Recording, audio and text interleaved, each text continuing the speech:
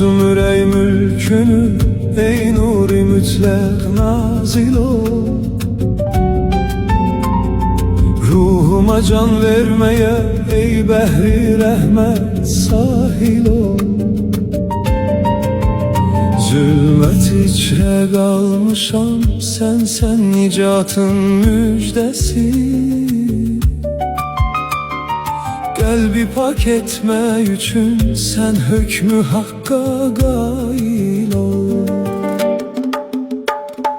Ey Mesih, ey Şafi alem, hilasım sendedir.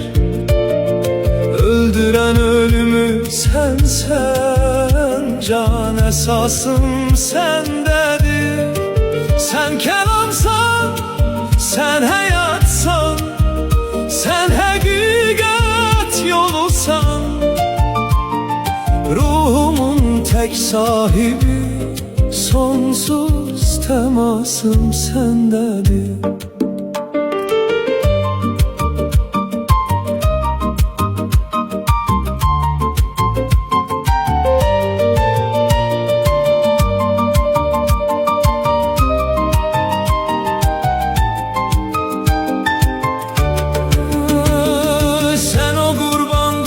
Susan, kanın eyler pak bizi.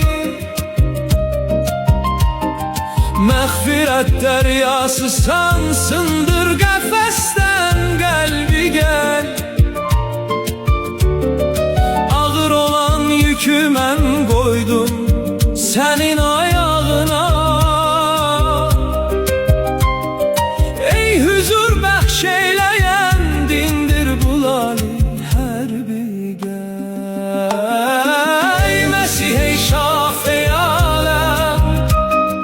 Hilasım sendedir. Öldüren ölümü sen, can esasım sendedir. Sen kelamsan, sen hayatsan, sen hakikat yolusan. Ruhumun tek sahibi, sonsuz temasım sendedir.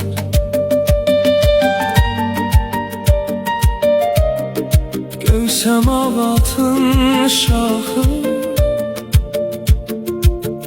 ey nurun esil aynası. Sendedir sonsuz huzur, ey sirri menana yetiş. Ey Mesih, ey Şafi alem, hilasım sendedir. Öldüren ölümü sen, can esasım sendedir. Sen kelamsan, sen hayatsan, sen hakikat yolusan.